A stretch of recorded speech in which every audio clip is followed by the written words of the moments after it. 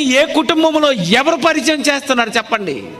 మర్చిపోయారు, దేవుణ్ణి మర్చిపోయారు, దేవుడు చేస్తున్న సహాయం మర్చిపోయారు. ఇదంతా దేవుడు చేసిన సహాయం కాదా?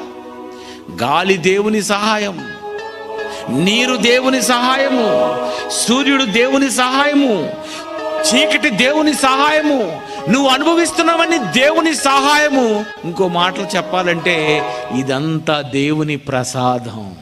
ఇదంతా ఎవరి ప్రసాదం? దేవునిది. నువ్వు తినే బియ్యం ఏమనుకున్నావు? దేవుని ప్రసాదం. దేవుడు ప్రసాదించినది, దేవుడు సృష్టించి నీకు ఇచ్చినది.